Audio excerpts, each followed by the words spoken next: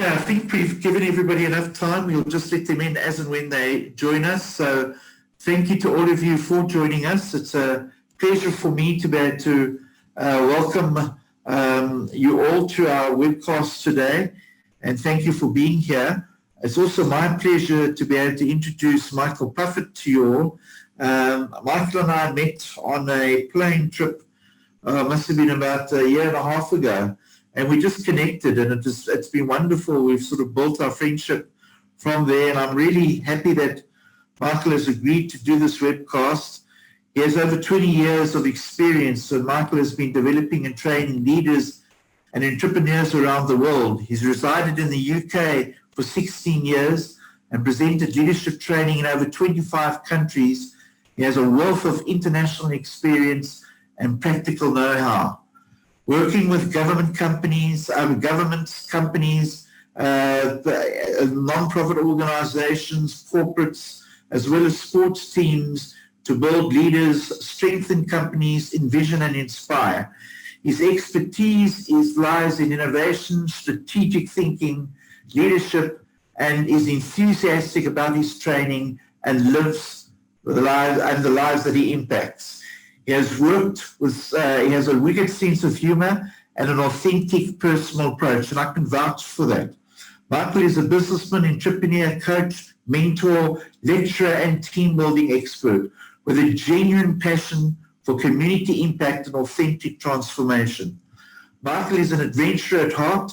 Together with a small overland team he has driven his 4x4 from London in the United Kingdom to Cape Town in South Africa, has climbed Mount Kilimanjaro and visited 65 countries around the world. It is my pleasure now to introduce you to Michael Puffett. Thanks, Michael.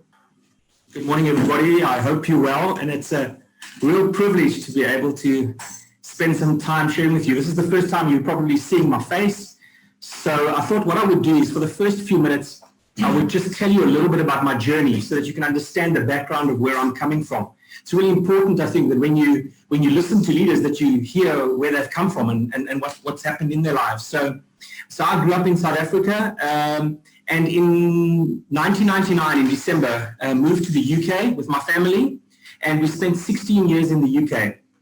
I was doing a lot of training for corporates around the world. I would fly literally around the world. I would go and do work in Hong Kong Toronto from London, and then I would fly from there to Hong Kong, from there to Kuala Lumpur, and then back to London. And I did that for 16 years and absolutely loved it. After 16 years of doing that, I was feeling really tired, and so I sold my properties in the UK and bought a hotel here in South Africa. So I own Elite Lodge, which is about 12 kilometers from the George Airport, and then started businesses here in South Africa. So I have a real passion for adventure, and so in the spare time, love adventure, love traveling, love exploring countries, but doing it the tough way. So when we drove from London to Cape Town, we wanted to raise money for a AIDS hospice in Tanzania, and so we had these rules. So we had to sleep rough the whole way, 7.5 weeks of sleeping rough.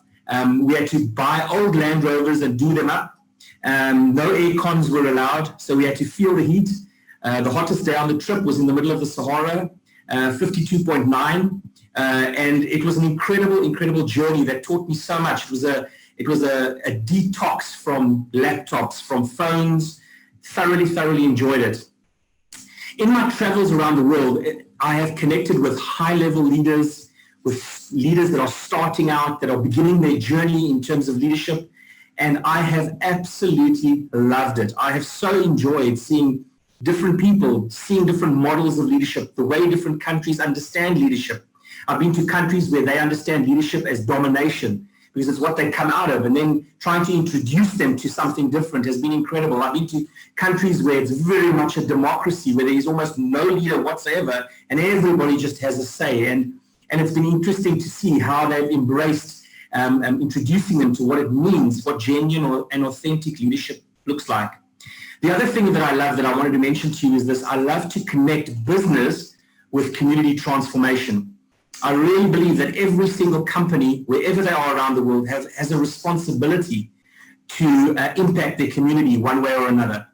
This is not just about gathering points for a government. This is about genuinely caring for the community that you live in and seeing them transform. So when I got back to South Africa, I had a meeting with the municipality and the mayor in my area, and then they connected me with Petra SA.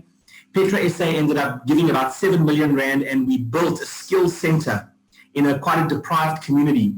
And the aim with that was to take young people who were sort of 17 to 35 years old, who were not in education, not employment, and not in training, and put them in education, employment, and training. So far, we've helped 2,500, 3,000 young people get into jobs, get into education, seeing young people go from shacks to earning 30,000 a month after their studies. It's been an absolute joy.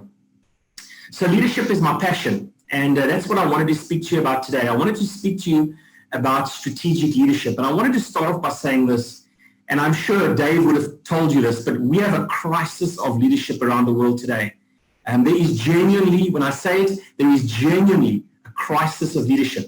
From low-level leadership to high-level leadership, people are in it for themselves.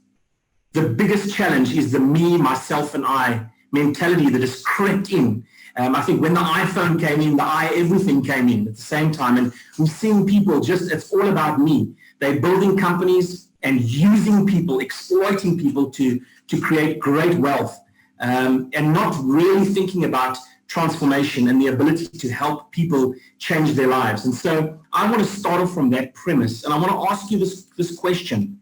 When you look at your life, how much of your life have you shared with others to see transformation happen? I believe in some weird way that is the beginning of business. The beginning of business is not money. The beginning of business is community.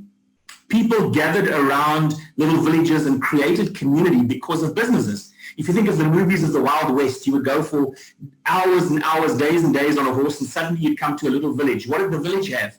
It had an inn. It had a shop, a store. You know, it had a place where your horse could be watered and fixed and that kind of a thing. So everything around community is about business. And I really want us to start from that premise. When we think about good business, there are 4 key components that I want to take you through today about strategic business and strategic leadership. And I hope that the way I share it with you is going to really, really help you. I want to just move to this first slide, and there's a quote I want to give you.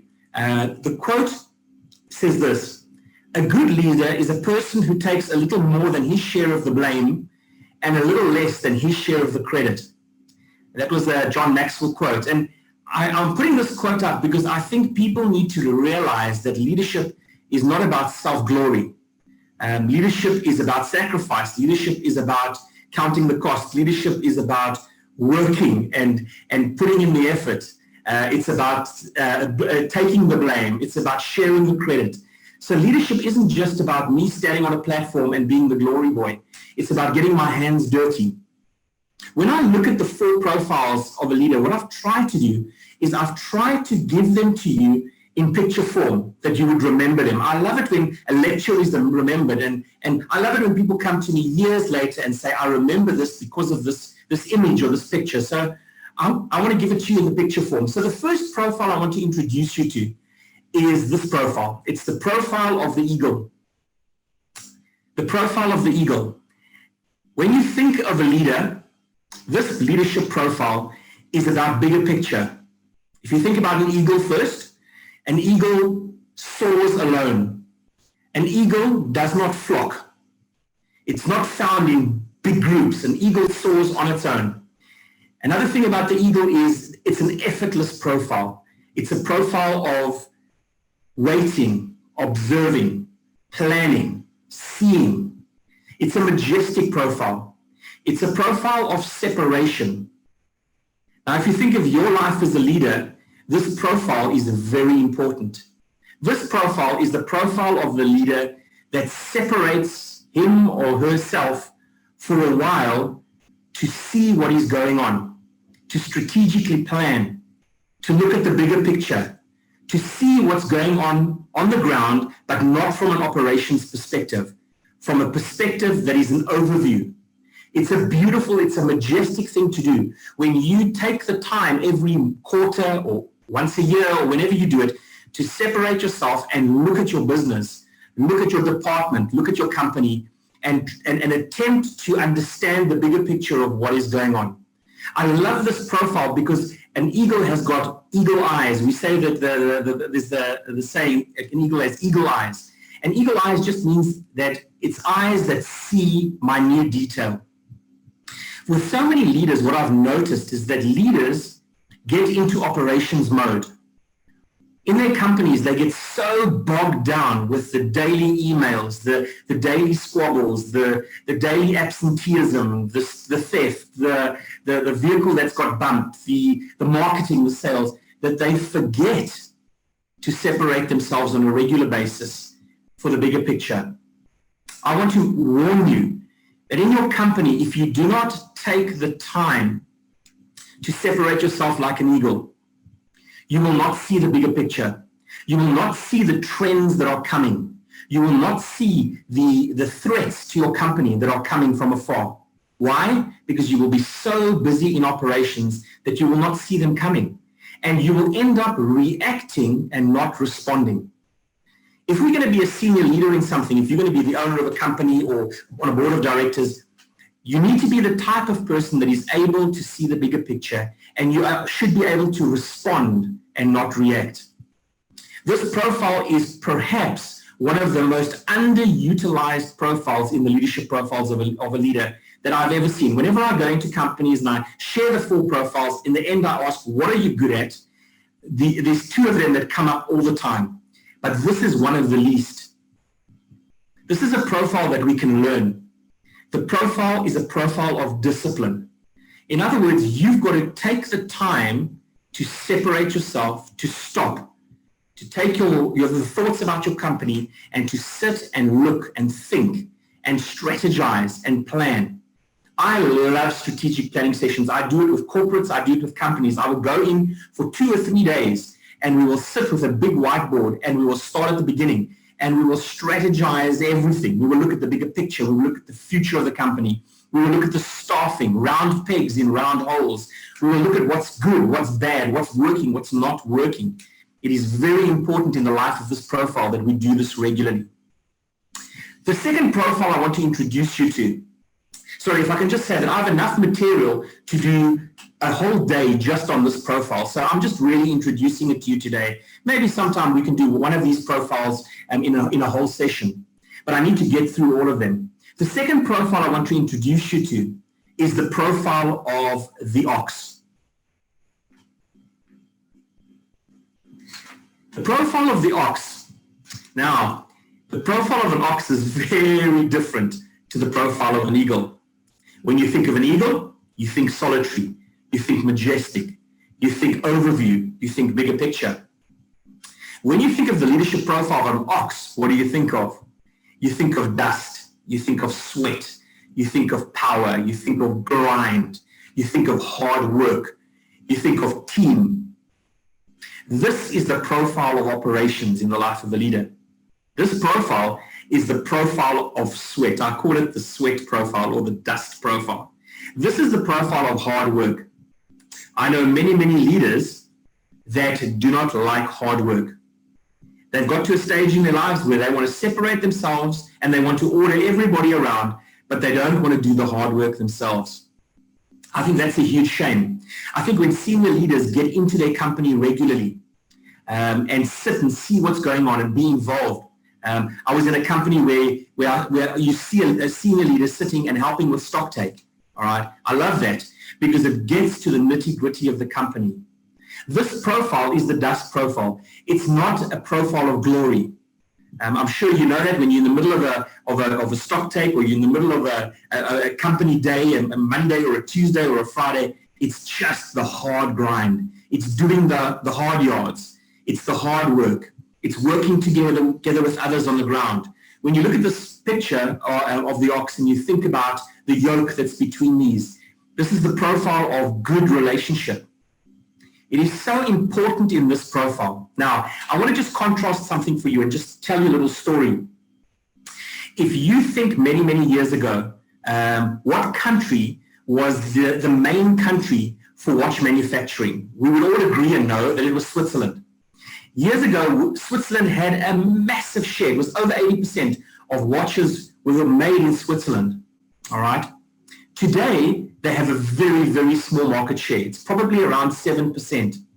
And here's the challenge. I want to share this with you.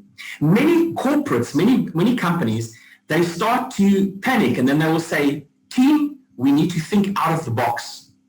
All right. So they're trying to be in the Eagle profile and they're speaking into the operations profile and they say to the team, we need to think out of the box.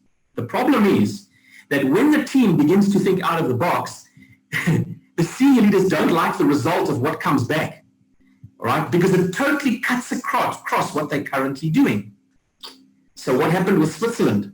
Well, Switzerland was set back by a total change in watchmaking, all right? It's called the quartz movement watch. Many of you wear it on your arm today, on your wrist.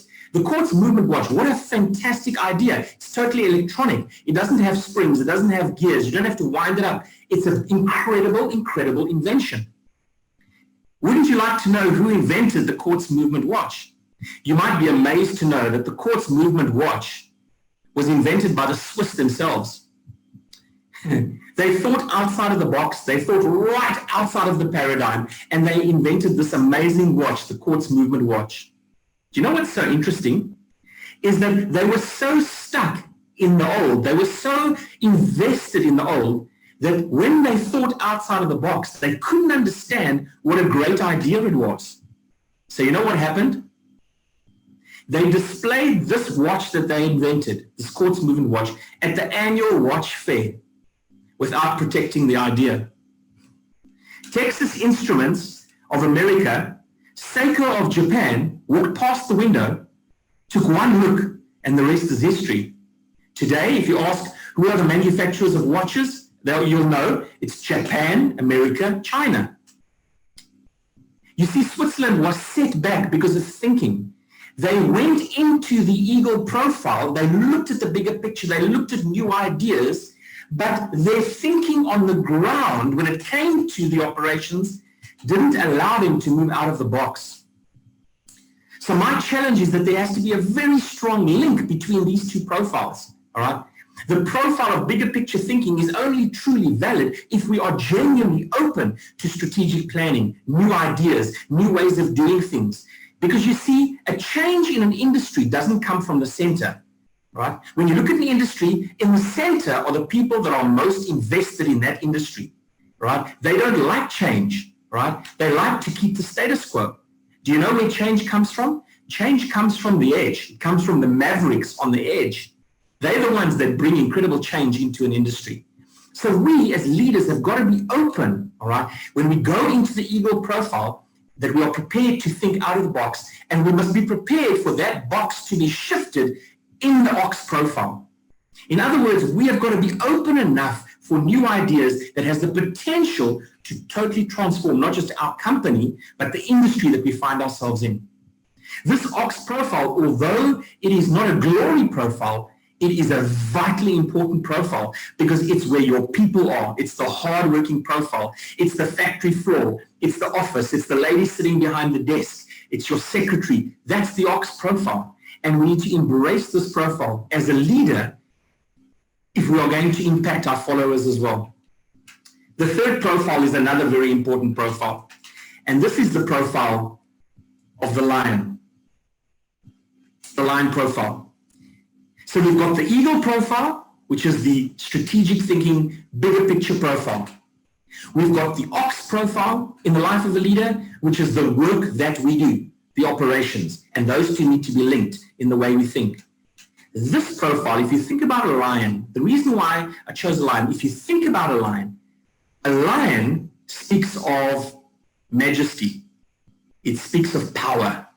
It speaks of authority. The lion is known as the king of the jungle, all right? This is the profile of leadership in the sense of this is the profile that sets boundaries, that brings correction, that brings direction. In this profile, it's the profile of what I love about a lion is this profile of the way a lion looks. If you look at a lion's eyes, if you've ever been close to a lion stares right through you, okay? A lion doesn't roar a lot, okay? But when a lion roars, everybody knows the lion has roared. And that's an incredible principle in leadership. There's nothing worse than being under leaders that will roar the whole time. They shout and scream and swear and go crazy. Do you know that the roar of a lion is infrequent, but when a lion roars, everybody stands still. Everybody freezes. This is the majestic profile. This is the profile that people look up to and go, wow, right? This is the profile of substance. This is the profile of weight.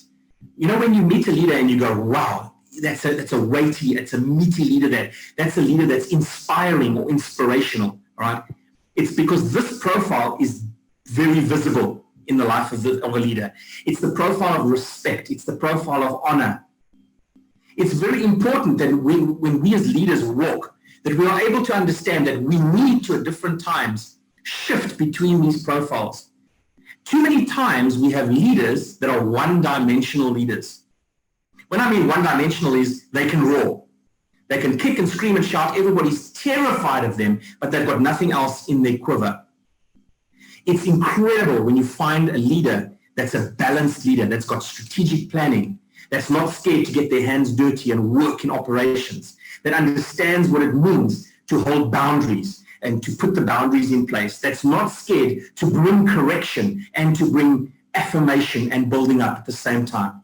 This profile is the profile that is respected. It's the profile when you call somebody into your office and you move into the profile of the lion, where you have to correct somebody and then you have to affirm them because you don't want to break them down. You want to bring a correction, but you want to have them walk out thinking, I can do this. You want to inspire them, right? This is an incredible profile. Now, it's incredible when we have a look and see across our nation or across the nations of the world, leaders that have been highly respected, right? Because they have had this balance. They've been able to be strategic. They've been incredibly hardworking. But they've also had the ability to carry the governance, if you understand what I mean, to carry the weight of government of a company or a nation or a department on their shoulders because people look to them, all right? When you are a leader and you carry this profile, people automatically come to you. They come and ask you. They say, I want to get your input on something. Why? Because it's the profile of wisdom. Now, if you ask me what is the definition of wisdom for me, I have a clear definition of wisdom. Wisdom is the ability to live life skillfully. Can I say that again? Wisdom is the ability to live life skillfully. All right? It's not just about what I know, the theory. It's about who I am and how I walk through the toughest moments in my life. You understand that tough moments come in lives of leaders, right? Leaders want to give up many times. If you've never been to the place of giving up, it will come, right? But it's what we do in those darkest moments that will define us, right? So in this profile of the lion, this is the profile that inspires people. Right? I just think of the example of when the UK was about to be invaded by Nazi Germany in the 1940s, all right? And the British army was not at strength yet. They were about to be invaded. Hitler was standing on the shores of France looking across at the UK in an attempt to prepare the invasion. And Churchill stood up and he said that famous speech, we will fight them on the beaches. We will fight them on the landing strips. We'll fight them in the air. We will never surrender. All right. What was he doing? He was operating in the profile of the lion. And he must have been quaking in his boots because he knew the facts. He knew the fact that they were not ready for this oncoming invasion. And yet he inspired the people, and that inspiration ended up bringing victory in the long term. So this is the profile of inspiration. The last profile I want to share with you, and it's an interesting one. It's the profile of the man. And I use the word man in the generic sense in terms of woman and man, all right? It's the profile of man as a whole, all right? This is the profile of relationship. You see, you can be a strategic thinker, you can be a hard worker, You can be someone that sets boundaries and is able to roar when you need to, and you're quite inspiring. But if you aren't real, if you cannot, as a leader, connect relationally with your people, if you cannot connect on a vulnerable level with the people around you, your leadership will be short-lived. You see, understand this principle. People follow people. People want to connect with you. Don't just always share your successes. There's nothing more incredible than a brilliant leader who's prepared to share their vulnerabilities, their weaknesses, their failings, as part of the training to raise up new leaders. This profile of the man and the profile of the woman is the profile of a relationship. It's the profile of going the extra mile for the people around you. It's the profile of understanding. We all know that when somebody comes to you and they sit with you and that something has gone wrong at the office, very often there's another reason why. I've sat with people that I thought I was going to fire, but when I've moved into the profile of the man and I've dug a little deeper, I've got to the core reason why something happened, and it's very often got nothing to do with the office. It's got to do with something that happened at home. It could be a breakup. It could be a sick child in hospital. I'm reminded of a story that I want to relate to you quickly. A man was sitting reading his newspaper on the tubes, the London Underground, and he was alone on the train, and he was sitting with his legs crossed, leaning back, and he was reading the newspaper, and the train stopped at a station. And in walked a father and 3 children, and they came and sat on the bench opposite him, facing him. These children were rowdy. They were climbing all over the dad. They were climbing on the seats. They were hanging from the handrails. They were falling on the ground. One of them fell off the seat and smashed into this man's legs as he was reading his newspaper. And I don't know if you've ever experienced that, but more and more he was becoming irate. He was becoming angrier and angrier as these children were not being disciplined or not being sorted out. And as the train journey went and his anger rose, he was waiting for the moment when he could just vent on this man, because he wanted to tell this man what a bad father he was, and he wanted to tell him that he needed to keep his kids in control, sort them out. This was a public place. They couldn't behave this way. As he was about to say something, this father looked up, caught his eye, gave a faint smile, and then just said, "I am so sorry. I'm just not feeling myself today." He said, "I'm sorry about my children and their behavior." He said, "We have just come from the hospital where my wife has just died of cancer." Suddenly, all this anger in this man was gone. And all that he felt was compassion. You see, sometimes in leadership, we have to put aside what we see to find out what we do not see. That's the sign of a good leader. So when we look at these 4 profiles, the profile of the eagle, which is the strategic planning profile, it's the planning of separation to prepare for what lies ahead. I come out of a military background, and I was trained in the ambush. And for me, I do a whole session in business on the ambush, how to ambush a market, based on, and I use the principles of the military ambush, and it's an incredible lecture, all right? But it's a strategic planning profile that sees in minute detail, yet sees the bigger picture. The second profile, the profile of the ox, which is the hard-working, on-the-ground operations, getting our hands dirty and inspiring people on the work face. And then moving over to the third profile, which is that inspirational, that profile of the lion, which is the one that sets the boundaries and roars when they need to roar, to bring order into the company. But then not forgetting the humanity of leadership, that place in leadership where we are a man and a woman who's just as vulnerable as anybody else, who can make mistakes just like everybody else. We need to share of ourselves with the people, because if we don't share of ourselves with our staff team, right, the loyalty is never as high. If we want to engender loyalty in our people, then the balance between these four profiles becomes very, very important. My challenge to you today is if you have to look at your own life and your own leadership walk and journey, you will see that you are very good in one and maybe two of these profiles. If you want to increase and grow in leadership and you want to do bigger and better exploits in terms of the business world, then my tip to you is start with yourself. Start with these four profiles. Get equipping and training into each one of these profiles. Think about them, grow in them, and inspire others to grow in them too. Great leaders don't set out to be a leader. Great leaders set out to make a difference. You see, it's never about the role or the position. It's always about the goal, the strategic end result. I hope you enjoyed our time together.